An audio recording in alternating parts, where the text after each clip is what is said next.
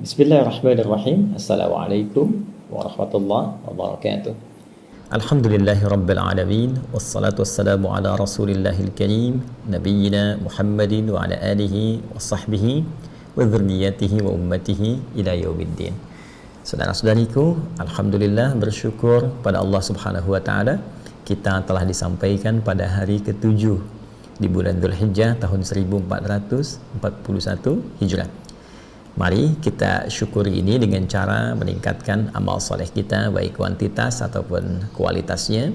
Pun demikian, kita bermohon kepada Allah semoga seluruh amalan itu berkenan dicintai oleh Allah subhanahu wa ta'ala, dilipat gandakan pahalanya, dan dengan itu semoga Allah mengampuni dosa-dosa kita semua. Terkait juga dengan momentum saat ini mendekat kepada puncak haji, untuk saudara-saudari kita yang saat ini tengah menempuh perjalanan spiritual untuk beribadah haji, khusus kita mendoakan semoga Allah subhanahu wa ta'ala memudahkan, melancarkan, membimbing dan menerima seluruh amalan saudara-saudari kita dengan penerimaan terbaik, serta menyertakan kita dalam kemuliaan yang telah mereka capai, dan memberikan kesempatan pada saudara-saudari kita yang belum menunaikan ibadah haji dan umrah untuk bisa disegerakan oleh Allah di kesempatan-kesempatan mendatang. Teman-teman, kita kembali kepada program untuk berdiskusi mengenai persoalan-persoalan terkait berkelindan dengan keutamaan amalan-amalan di awal bulan Dzulhijjah, yang khususnya teman-teman hadirkan dalam sesi diskusi kita dalam kolom yang telah kami sajikan. Kita lihat dulu ya apa yang teman-teman tampilkan. Mudah-mudahan kita dapati keterangan para ulama yang kemudian terhubung pada petunjuk Rasulullah SAW untuk memberikan solusi dimaksud. Baik, bismillah, dari Akh Fulan, ya saya tidak sebutkan namanya, tapi nanti teman-teman bisa akses sendiri dan terlihat ya di kolom yang telah disajikan. Assalamualaikum Ustaz. Waalaikumsalam warahmatullahi wabarakatuh. Semoga Ustaz dan keluarga dalam lindungan Allah subhanahu wa ta'ala. Semoga Anda pun dan keluarga dilindungi oleh Allah subhanahu wa ta'ala dengan perlindungan terbaik. Semoga Allah memuliakan Anda dan mengikutkan kita semua dalam segala keistimewaan dan kemuliaan yang Allah berikan kepada Anda dan keluarga. Saya mau bertanya Ustaz, di desa saya ada yang ingin berkorban, tapi banyak orang yang bilang kalau uangnya itu dari hasil yang bisa dibilang kurang baik. Kalau nanti setelah hewan kurban itu telah disembelih dan dagingnya dibagikan, hukum bagi yang menerima bagaimana Ustaz? Terima kasih Ustaz. Wassalamualaikum warahmatullahi wabarakatuh.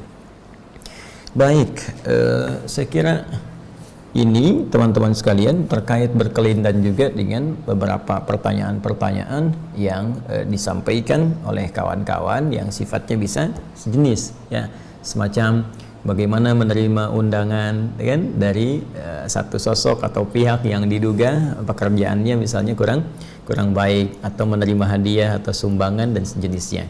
Terkait persoalan ini, hukum syariat memberikan pendekatan dengan mengklasifikasikan hal ini pada dua bagian utama, ditinjau dari zat dan sifat. Zat adalah entitas benda, ya kan? Materi yang akan diberikan itu. Ya, jenisnya seperti apa? Apakah langsung bersumber dari yang diharamkan oleh syariat, baik dari langsung bendanya, atau karena diperoleh satu perbuatan yang memang dinilai itu mutlak haram, jangankan oleh syariat, hukum positif satu negara pun menganggapnya haram. Contoh yang langsung bendanya haram secara syariat, misalnya miras antika, minuman keras dan narkotika, ya, itu sifatnya langsung haram karena zatnya. Kemudian yang kedua tadi, karena memang dihasilkan oleh satu aktivitas yang dianggap, diduga, bahkan secara hukum syariat sama sekali dihukumi dengan haram, dan hukum positif dunia pun itu bukan sekedar mengharamkan, melarangnya, tapi juga mencegahnya. Ya, seperti hasil dari perampokan, ya kan, pencurian, korupsi yang terlihat nyata kebenarannya dibuktikan oleh hukum-hukum positif yang sudah ada, maka yang seperti ini itu haram untuk diterima. Ya kan? Dan sedapat mungkin dengan cara yang terbaik kita bisa menghindarinya. Ada orang misalnya ingin ngasih minuman keras, ya kan? Walaupun dalam momen jamuan hidangan tertentu, atau Anda misalnya ada di perusahaan family gathering, ya, kumpul keluarga atau jamuan dengan teman-teman sejawat atau dari mitra, perusahaan mitra misalnya. Nah, sedapat mungkin bisa menghindari itu dengan cara yang halus. Ya, Anda bisa mengatakan, mohon maaf, saya ini ada satu hal yang kurang cocok dengan minuman ini. Kalau saya minum ke tubuh saya agak kurang enak misalnya, ya, atau makanan tertentu. Anda lebih memilih misalnya air bening saja atau air mineral dan sejenisnya. Kemudian pun demikian dari hasil harta yang diketahui secara pasti, ini dari harta perampokan, dari harta korupsi dan sebagainya, maka dilarang Anda menerimanya, gitu kan? Dan bisa meninggalkan itu dengan cara yang lebih santun.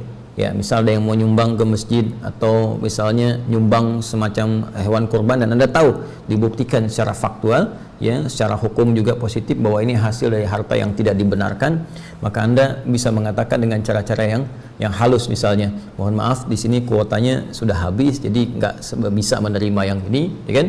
Mohon maaf, di sini misalnya sudah tidak memungkinkan karena sudah terlampau penuh, mungkin di tempat lain bisa ada untuk penerimaannya. Nah, ini kalau dipastikan seperti itu. Baik, kemudian yang kedua, dilihat dari segi sifatnya. Zatnya dibenarkan, zatnya halal, makanan-makanan yang halal, minuman-minuman yang halal, benda-benda yang halal. Hanya sifat, cara mendapatkan benda itu dinilai ada persoalan secara syariat, ya, secara hukum Islam. Walaupun secara hukum positif itu menjadi transaksi yang lumrah, yang tidak dianggap salah dalam praktek hukum positif. Contoh, misal kita bisa masukkan dalam kategori ini hukum riba misalnya. Ya, riba dalam praktek yang paling gampang misal di bank konvensional. Ya, secara pendekatan hukum Islam, walaupun ada kecil ikhtilaf di dalamnya, tapi umumnya para ulama sepakat di dalamnya terdapat hukum riba yang dipersoalkan dan diharamkan secara syariat. Namun demikian, praktek ini tidak mendapatkan penilaian salah dari hukum positif yang berlaku. Ya, misalnya kita ambil baik di Indonesia misalnya, ya, ataupun juga di luar Indonesia, dan ini menjadi satu transaksi yang lumrah kemudian terjadi. Dalam konteks seperti ini, para ulama melihat, mengklasifikasikan pada bagian kedua, mengambil pendapat dari sahabat Ibnu Mas'ud radhiyallahu taala anhu, yang dari situ kemudian diteruskan, seperti Imam Az-Zuhri mengambil pendapat yang serupa. Dari mazhab Syafi'iyah misalnya ada Syekh Zainuddin, ya, Al-Maliyabari dalam kitabnya Fathul Mu'in, ya, syarah Qurrata Ain. Di mazhab Hambali misalnya kita turunkan sampai yang paling kontemporer kekinian, ya, dari Syekh bin Baz misalnya, Syekh Ibnu Salih Al-Utsaimin misalnya, atau ulama-ulama yang diambil rujukan juga di mazhab ini, mengambil jalur dari pendapat Ibnu Mas'ud radhiyallahu taala anhu, bahwa mengambil manfaat, ya, menerima pemberian dari sifat yang kedua ini, orang-orang yang bekerja misalnya di bank konvensional, ya, kemudian pekerjaan yang secara syariat tidak dibenarkan tapi hukum positif yang membolehkan secara sifat, bukan zatnya, bukan yang seperti tadi mirasantika, bukan hasil perampokan, pencurian yang nyata misalnya, maka ini dibolehkan untuk menerimanya jika memang kondisinya tidak bisa untuk dihindari, ya. Tapi kalau kita bisa menghindarinya untuk mendahulukan sifat wara misalnya, wara itu kehati-hatian yang dalam sehingga tidak terjebak pada sesuatu yang tidak diinginkan, maka itu lebih baik.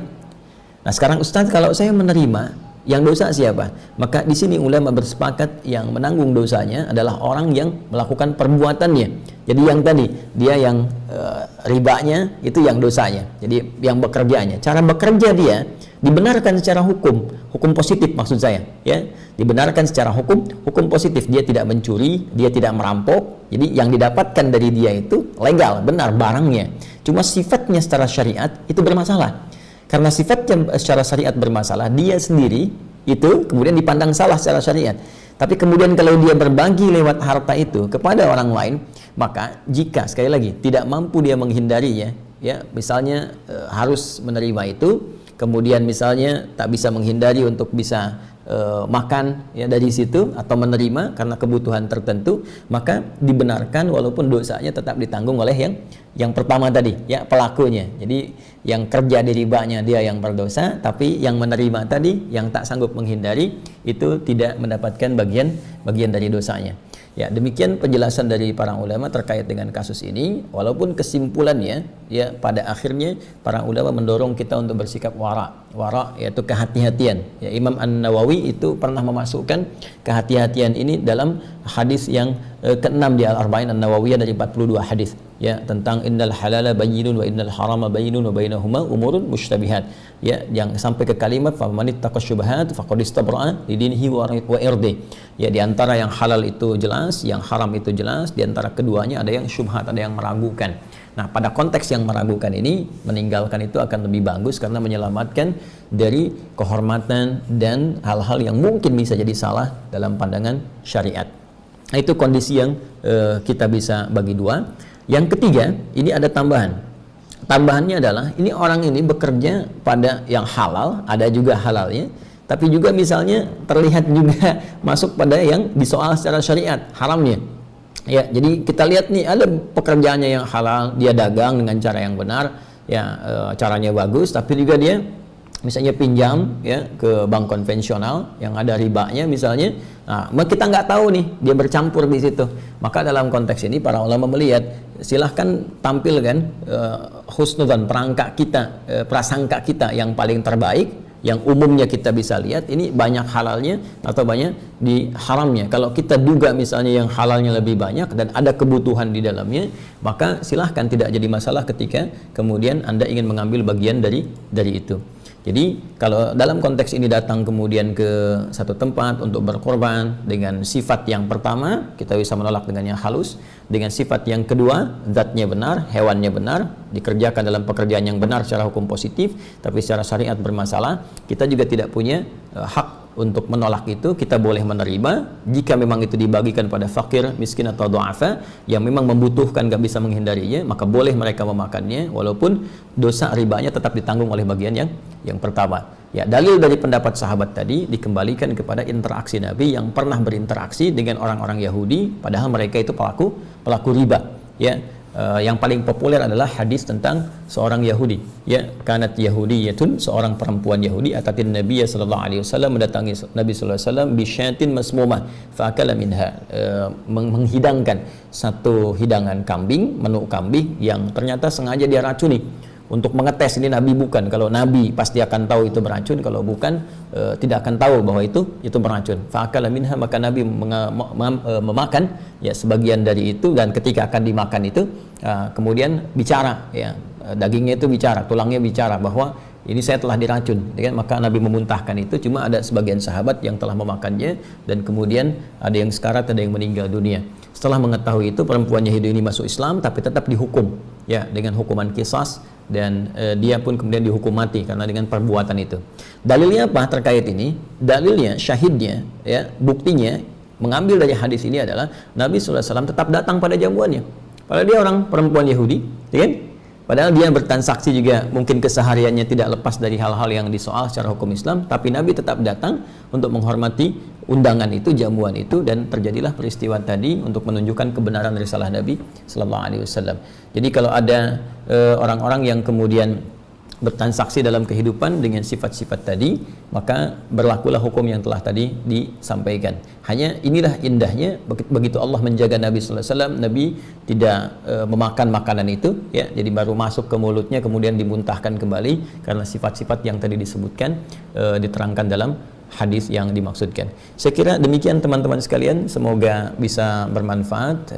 Subhanakallahumma bihamdika asyhadu an la ilaha illa anta astaghfiruka wa atubu ilaik. Assalamualaikum warahmatullahi wabarakatuh.